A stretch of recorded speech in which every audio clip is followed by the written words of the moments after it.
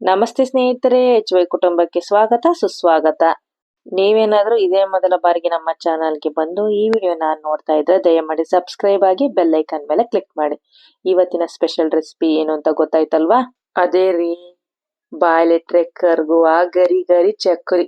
ಈ ರೆಸಿಪಿನ ಹೇಗೆ ಮಾಡೋದು, ಬೇಕಾಗುವ ಸಾಮಗ್ರಿಗಳೇನು ಎಲ್ಲ ನೋಡ್ಕೊಳ್ಳೋಣ ಬನ್ನಿ. ಮೊದಲಿಗೆ ಬೇಕಾಗುವ ಸಾಮಗ್ರಿಗಳು: ಉರ್ಗಡ್ಲೆ ಅಥವಾ ಪುಟಾಣಿ ಅಂತ ಕರಿತೀವಿ, ಅದಾದ್ಮೇಲೆ ಜೀರಿಗೆ, ಅದಾದ್ಮೇಲೆ ನಾವಿಲ್ಲಿ ಅಕ್ಕಿ ಹಿಟ್ಟು, ನಂತರ ಅಜ್ವಾನ ತಗೊಂಡಿದೀವಿ, ನಂತರ ಉದ್ದಿನ ಬೇಳೆಯನ್ನ ತಗೊಂಡಿದೀವಿ, ಆಮೇಲೆ ಬಿಳಿ ಎಳ್ಳನ್ನ ತಗೊಂಡಿದೀವಿ ಸ್ನೇಹಿತರೆ. ಇದಿಷ್ಟು ಬೇಕಾಗುವ ಸಾಮಗ್ರಿಗಳು. ಬೇಕಾಗುವ ಸಾಮಗ್ರಿಗಳನ್ನ ನೋಡ್ಕೊಂಡಾಯ್ತು. ಈಗ ಚಕ್ಲಿನ ಹೇಗೆ ಮಾಡೋದು ಅಂತ ನೋಡ್ಕೊಳ್ಳೋಣ. ಮತ್ತೆ ತಡ ಬನ್ನಿ. ಮೊದಲಿಗೆ ನಾವಿಲ್ಲಿ ಉದ್ದಿನ ಹಿಟ್ಟನ್ನ ಮಾಡ್ಕೋಬೇಕು. ಏನು ಉದ್ದಿನ ಬೇಳೆ ತಗೊಂಡಿಲ್ಲ, ಅದರಿಂದ ಉದ್ದಿನ ಹಿಟ್ಟನ್ನ ಮಾಡ್ಕೊಳ್ಳೋಣ ಬನ್ನಿ.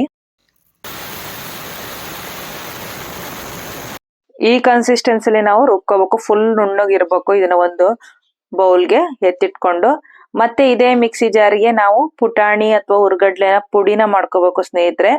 ಇದನ್ನ ನಾವು ಪುಡಿ ಮಾಡ್ಕೊಳ್ಳೋಣ ಬನ್ನಿ. ಈಗ ಎಣ್ಣೆಯನ್ನ ಕೂಡ ಕಾಯಲಿಡೋಣ. ಎಣ್ಣೆ ಚೆನ್ನಾಗಿ ಕಾಯ್ತ್ರಿ ಅಲ್ವಾ ನಮ್ಮ ಚಕ್ಕಲಿ ಗರಿ ಗರಿಯಾಗಿ ಬರೋದು.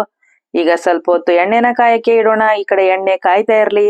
ಈ ಕಡೆ ಚಕ್ಲಿ ಹಿಟ್ಟನ್ನ ಕಲ್ಸ್ಕೊಳಕ್ಕೆ ನಾವು ಒಂದು ಪಾತ್ರೆ ಇಟ್ಟು ಅದಕ್ಕೆ ನಾವಿದಕ್ಕೆ 1 ಲೋಟದಷ್ಟು ನೀರನ್ನ ಹಾಕಿ ಉಗುರು ಬೆಚ್ಚಗೆ ಕಾಸ್ಕೋಬೇಕು ಸ್ನೇಹಿತರೆ. ಆವಾಗ ಚಕ್ಲಿ ಚೆನ್ನಾಗಿ ಬರುತ್ತೆ, ಹದವಾಗಿರುತ್ತೆ. ಅದಕ್ಕೋಸ್ಕರ ನೋಡ್ಬೋದು ಈ ಲೋಟದ ಪ್ರಮಾಣದಲ್ಲಿ ನಾವು 1 ಲೋಟ ನೀರನ್ನ ಹಾಕೊಂಡಿದ್ವಿ. ನಂತರ ನೀರು ಕಾಯ್ತಾ ಇರ್ಲಿ, ಉಗುರು ಬೆಚ್ಚಗಾಗ್ಲಿ. ಅಷ್ಟರೊಳಗೆ ನಾವು ಚಕ್ಲಿ ಹಿಟ್ಟನ್ನ ಕಲ್ಸ್ಕೊಳ್ಳೋಣ ಬನ್ನಿ. ಮೊದಲಿಗೆ ಈ ಕಪ್ಪಿನ ಅಳತೆಯಲ್ಲಿ ನಾವು 2 ಕಪ್ನಷ್ಟು ಅಕ್ಕಿ ಹಿಟ್ಟನ್ನ ಹಾಕೊಳ್ತಾ ಇದ್ದೀವಿ. ಅದಾದ್ಮೇಲೆ ಅದೇ ಕಪ್ಪಿನ ಅಳತೆಯಲ್ಲಿ 1 ಕಪ್ನಷ್ಟು ಉರ್ಗಡ್ಲೆ ಪುಡಿನ ಹಾಕೊಳ್ಳೋಣ. ಅದಾದ್ಮೇಲೆ ನಾವು ಇದಕ್ಕೆ 4 ಚಮಚದಷ್ಟು ಉದ್ದಿನ ಬೇಳೆ ಪೌಡರ್ ಏನ್ ಮಾಡ್ಕೊಂಡಿವಿ ಅದನ್ನ ಹಾಕೊಳ್ಳೋಣ. ಅದಾದ್ಮೇಲೆ ನಾವ್ ಇದಕ್ಕೆ ಬಿಳಿ ಎಳ್ಳನ್ನ ಹಾಕೊಳ್ಬೇಕು ಸ್ನೇಹಿತರೆ. ಬಿಳಿ ಎಳ್ಳನ್ನ ನಾವಿಲ್ಲಿ 3 ಚಮಚದಷ್ಟು ಹಾಕೊಳ್ತಾ ಇದೀವಿ. ಅದಾದ್ಮೇಲೆ ಜೀರಿಗೆನ 2 ಚಮಚದಷ್ಟು ಜೀರಿಗೆನ ಹಾಕೊಳ್ಳೋಣ. ಅದಾದ್ಮೇಲೆ ಅಜ್ವಾನನ ಅರ್ಧ ಟೇಬಲ್ ಸ್ಪೂನ್ ಅಷ್ಟು ಅಜ್ವಾನನ ಹಾಕೊಳ್ಳೋಣ ಸ್ನೇಹಿತರೆ. ಅದಾದ್ಮೇಲೆ ನಾವ್ ಇದಕ್ಕೆ ಖಾರದ ಪುಡಿ, ಖಾರವನ್ನ ನೋಡ್ಕೊಂಡು ನಾವು ಖಾರದ ಪುಡಿನ ಹಾಕೊಳ್ಬೇಕು. ಜಾಸ್ತಿ ಖಾರ ತಿಂತೀನಿ ಅಂದ್ರೆ ಜಾಸ್ತಿ ಖಾರ ಹಾಕೊಳ್ಳಿ. ಆಮೇಲೆ ರುಚಿಗೆ ತಕ್ಕಷ್ಟು ಉಪ್ಪನ್ನ ಹಾಕೊಳ್ಳಿ. ಅಷ್ಟೊಳಗೆ ಇಲ್ಲಿ ನೀರ್ ಕಡ ಬಿಸಿಯಾಗಿ ಗ್ಯಾಸ್ ಸ್ಟವ್ ಆಫ್ ಮಾಡ್ಕೊಳ್ಳೋಣ. ಆಮೇಲೆ ಇದಕ್ಕೆ ಕಾದ್ರಂತ ಬಿಸಿ ಬಿಸಿ 2 ಚಮಚದಷ್ಟು ಎಣ್ಣೆನ ಹಾಕೊಳ್ಳೋಣ. ಆಯ್ತಾ? ಈಗ ಇದನ್ನ ಚೆನ್ನಾಗಿ ಕಲ್ಸ್ಕೊಬೇಕು. ಎಣ್ಣೆ ಯಾಕೆ ಹಾಕೋಬೇಕು ಅಂದ್ರೆ ಚಕ್ಲಿ ಚೆನ್ನಾಗಿ ಹಗುರವಾಗಿ ಬಾಯಲ್ಲಿ ಇಟ್ರೆ ಕರಗುವ ರೀತಿಯಲ್ಲಿ ಬರುತ್ತೆ, ಅದಕ್ಕೋಸ್ಕರ. ಆಮೇಲೆ ನಾವು ಕಾಸಿರಂತ ಉಗುರು ಬೆಚ್ಚವಾಗಿರಂತ ನೀರನ್ನ ಹಾಕೊಂಡು ಚೆನ್ನಾಗಿ ಈ ತರ ಮಿಕ್ಸ್ ಮಾಡ್ಕೊಳ್ಬೇಕು ಸ್ನೇಹಿತರೆ. ನೋಡ್ಬೋದು ಈ ತರ ಚೆನ್ನಾಗಿ ಮಿಕ್ಸ್ ಆದ್ಮೇಲೆ ನಾವ್ ಇದಕ್ಕೆ 1 ಲೋಟದಷ್ಟು ನೋಡ್ಕೊಂಡು ನೀರನ್ನ ಹಾಕೊಳ್ಬೇಕು ಸ್ನೇಹಿತರೆ. ಈ ತರ ನೀಟಾಗಿ ಮಿಕ್ಸ್ ಮಾಡ್ಕೋಬೇಕು. ಇದೇ ಕನ್ಸಿಸ್ಟೆನ್ಸಿಲಿ ಮಾಡಿದ್ರೆ ಚಕ್ಲಿ ಪಕ್ಕ 100% ಸಾಕತ್ತಾಗಿ ಬರುತ್ತೆ. ಈ ತರ ನಾವು ನೀಟಾಗಿ ಕಲಸ್ಕೊಳ್ಬೇಕು ಸ್ನೇಹಿತರೆ. ನೋಡ್ಬೋದು ಸ್ವಲ್ಪನೇ ಕಲಸ್ಕೊಂಡು ನೀವು ಒಂದು ಸೈಡಲ್ಲಿ ಇಟ್ಕೋಬಹುದು. ನಿಮ್ಮನೇಲಿ ದೊಡ್ಡ ಬೇಸನ್ ಇತ್ತು, ದೊಡ್ಡ ಬೇಸನಲ್ಲಿ ಮಾಡಿ ಇಟ್ಕೊಳ್ಳಿ. ಇಲ್ಲ ಅಂದ್ರೆ ಚಿಕ್ಕ ಚಿಕ್ಕ ತಟ್ಟೆಲ್ಲೂ ಮಾಡ್ಕೋಬಹುದು. ಈ ತರ ಉಂಡೆಗಳನ್ನ ಮಾಡಿ ಮಾಡಿ ಎತ್ತಿಟ್ಕೊಂಡ್ರೆ ನಮ್ಗೆ ಈಸಿ ಆಗುತ್ತೆ. ಎಷ್ಟು ಬೇಕೋ ಅಷ್ಟು ನೋಡ್ಕೊಂಡು ನೀರ್ನ ಕಲ್ಸ್ಕೋಬೇಕು. ಒಮ್ಮೆಲೆ ಕಲ್ಸಿದ್ರೆ ನಮ್ಗೆ ಕಷ್ಟ ಆಗುತ್ತೆ ಕಲ್ಸಕ್ಕೆ. ಅದಕ್ಕೋಸ್ಕರ ಈ ಕಡೆ ಎಣ್ಣೆ ಕೂಡ ಕಾಯ್ತಾ ಇದೆ ನೋಡ್ಬೋದು. ಈ ಕಡೆ ಹಿಟ್ಟನ್ನು ಕೂಡ ನಾವು ಹದವಾಗಿ ಚೆನ್ನಾಗಿ ಈ ತರ ನೋಡ್ಬೋದು. ಈ ತರ ಸಾಫ್ಟಿಯಾಗಿ, ಚಪಾತಿ ಹಿಟ್ಟಿಗಿಂತ ಸ್ವಲ್ಪ ಸಾಫ್ಟಿಯಾಗಿರ್ಬೇಕು ಹಿಟ್ಟಿನ ಹದ. ನೋಡ್ಬೋದು ಎಷ್ಟು ಚೆನ್ನಾಗಿದೆ. ಸ್ವಲ್ಪ ಉಂಡೆ ಕಟ್ಟುವ ರೀತಿಯಲ್ಲಿ ಇರ್ಬೇಕು. ತುಂಬಾನೇ ಗಟ್ಟಿ ಇರಬಾರ್ದು, ತುಂಬಾನೇ ಸ್ಮೂತ್ ಇರಬಾರ್ದು.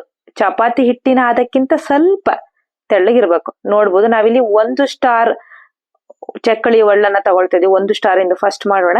1 ಸ್ಟಾರ್ ಮಾಡಾದ್ಮೇಲೆ ನೆಕ್ಸ್ಟ್ ಏನು ಅಂತ ಆಮೇಲೆ ಹೇಳ್ತೀನಿ. ಈ ತರ 1 ಸ್ಟಾರಿನ ಬಿಲ್ಲೆನ ಇದಕ್ಕೆ ಹಾಕೊಂಡು ನಾವು ಚೆನ್ನಾಗಿ ಚಕ್ಲಿ ಒಳ್ಳ ಫಿಕ್ಸ್ ಮಾಡ್ಕೊಳ್ಳೋಣ. ಚಕ್ಲಿ ಒಳ್ಳನ್ನ ತಯಾರು ಮಾಡ್ಕೊಂಡಾದ್ಮೇಲೆ ಸುತ್ತಲೂ ನಾವ್ ಇದಕ್ಕೆ ಫಸ್ಟ್ ಎಣ್ಣೆನ ಹಚ್ಕೊಳ್ಬೇಕು ಸ್ನೇಹಿತರೆ. ಅದಾದ್ಮೇಲೆ ನಾವು ಇದಕ್ಕೆ ಈ ತರ ಉಂಡೆ ಕಟ್ಟಿ ಏನ್ ಈಗಷ್ಟೇ ಕಲ್ಸಿದ್ವಲ್ಲ, ಪಟ ಪಟ ಕಲ್ಸಿದ ತಕ್ಷಣ ಪಟ ಪಟ ಚಕ್ಲಿ ಮಾಡ್ಬೋದು. ಏನು ವೇಟ್ ಮಾಡೋ ಅವಶ್ಯಕತೆನೇ ಇಲ್ಲ. ವೇಟ್ ಮಾಡಿದ್ವಿ ಅಂದ್ರೆ ಫುಲ್ ಮೆತ್ತಗಾಗ್ಬಿಡುತ್ತೆ, ಚಕ್ಲಿ ಚೆನ್ನಾಗ್ ಬರಲ್ಲ ಹಿಟ್ಟು. ಅದಕ್ಕೋಸ್ಕರ ಓಕೆನಾ.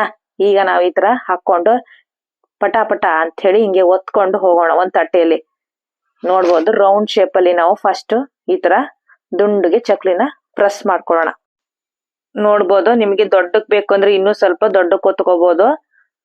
ಹಿಟ್ಟನ್ನ ಹಾಕಿ ಈ ತರ ಪ್ರೆಸ್ ಮಾಡ್ಬೇಕು. ಸ್ವಲ್ಪ ಎನರ್ಜಿ ಬೇಕಾಗುತ್ತೆ ಸ್ನೇಹಿತರೆ ಈ ತರ ಪ್ರೆಸ್ ಮಾಡಿ ಮಾಡಿ. ಇಲ್ಲ ನಮಗೆ ಇಷ್ಟೇ ಚಿಕ್ಕದಾಗಿ ಬೇಕು ಅಂತ ಹೇಳಿದ್ರೆ ಈ ತರ ಚಿಕ್ಕದಾಗಿ ನೀವು ಹೊತ್ಕೊಳ್ಬಹುದು. ನಾವೆಲ್ಲ ಚಿಕ್ಕವರಿದ್ದಾಗಲ್ಲ ಅಂಗಡಿ ಮನೆಯಲ್ಲೆಲ್ಲ ₹1 ಒಂದೊಂದ್ ಚಕ್ಲಿ, ₹2 2 ಚಕ್ಲಿ ಈ ತರ ತಗೊಂಬಂದ್ ತಿಂದದ್ದು ಉಂಟು. ಹೌದಲ್ವಾ? ನೀವು ಕೂಡ ಪ್ಯಾಕೆಟ್ ಗಂಟ್ಲೆ ತಗೊಂಬಂದು ಕುರು ತಿಂದಿರಾ? ಹಾಗಿದ್ರೆ ಹೇಳಿ ಕಮೆಂಟ್ ಸೆಕ್ಷನ್ ಅಲ್ಲಿ. ಆತರ ನಾವು ತಿಂದಿದ್ವಿ ಅಂತ. ಸಣ್ಣ ಹುಡ್ರಿದ್ದಾಗ ಇದೊಂಥರ ಏನೋ ಖುಷಿ ಅಲ್ಲ. ಈಗ ಅದನ್ನ ಮನೇಲೆ ಮಾಡ್ಕೋಬಹುದು ಅಂತ ಹೇಳಿದ್ರೆ ಎಷ್ಟು ಖುಷಿ ಆಗತ್ತೆ. ಸಣ್ಣರಿದ್ದಾಗ ₹1 ₹2 ಇದ್ರೆ ಚಕ್ಲಿ ತಗೊಂಡ್ಬಂದು ಕುರು ಅಂತ ತಿನ್ನೋದು.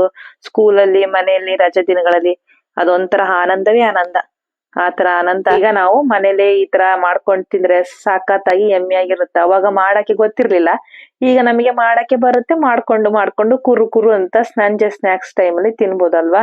ಒಂದು ಹಳ್ಳಿಗೆ ನಮಗೆ ಒಂದ್ ಸತಿಗೆ ಏನಿಲ್ಲ ಅಂದ್ರೂ 7 ರಿಂದ 8 ಚಕ್ಲಿ ಬರುತ್ತೆ ಸ್ನೇಹಿತರು. ನೋಡ್ಬೋದು ಚಿಕ್ಕದಾದ್ರೆ ನಿಮಗೆ 7 ರಿಂದ 8 ಬರುತ್ತೆ. ದೊಡ್ಡ ಶೇಪ್ ಅಲ್ಲಿ ಬೇಕಂದ್ರೆ ನಿಮ್ಗೆ ಒಂದು 5 ರಿಂದ 6 ಬರಬಹುದು.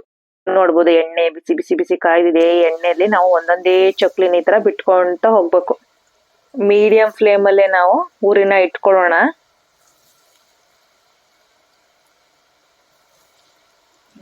ಈ ತರ ಗುಳ್ಳೆ ಎಲ್ಲ ಹೋಗೋವರೆಗೂ ನಾವು ವೇಟ್ ಮಾಡ್ಬೇಕು. ಅವಾಗ ನೀಟಾಗಿ ಚಕ್ಲಿ ಕರಿಯುತ್ತೆ. ಅದಕ್ಕೋಸ್ಕರ ನೋಡ್ಬೋದು ನೀವಿಲ್ಲಿ ಈಗ ಸ್ವಲ್ಪ ಗುಳ್ಳೆಗಳು ಕಡಿಮೆ ಆದವು.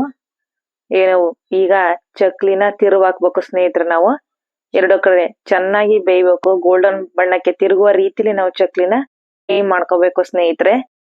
ಚಕ್ಲಿನ ನಾವು ನೀಟಾಗಿ ಈ ತರ ತಿರುವಾಕಿದ್ಮೇಲೆ ಗೋಲ್ಡನ್ ಬಣ್ಣಕ್ಕೆ ತಿರುಗಿದ ಮೇಲೆ ನಾವು 2 ಕಡೆನೂ ಗೋಲ್ಡನ್ ಬಣ್ಣಕ್ಕೆ ಏನ್ ತಿರುಗಿದೆ ಅಲ್ವಾ. ಈಗ ನೋಡ್ಬೋದು ಒಂದು ಜಾಲರಿ ಸೈದಿಂದ ಹಿಂಗೆ ಅಲ್ಗಾಡ್ಸಿ ನೋಡ್ಬೋದು ಕರ ಅಂತ ಸೌಂಡ್ ಬರುತ್ತೆ. ಅವಾಗ ಎಣ್ಣೆ ಇಳುವವರೆಗೂ ವೆಯ್ಟ್ ಮಾಡೋಣ. ಎಣ್ಣೆ ಇಳಿದ ಮೇಲೆ ನಾವು ಒಂದು ತಟ್ಟೆಗೆ ಹಾಕೊಳ್ಳೋಣ ಸ್ನೇಹಿತರೆ. ನಿಮ್ಮಲ್ಲಿ ಟಿಶ್ಯೂ ಪೇಪರ್ ಇತ್ತಂದ್ರೆ ಟಿಶ್ಯೂ ಪೇಪರ್ನ ಕೂಡ ಯೂಸ್ ಮಾಡ್ಬೋದು.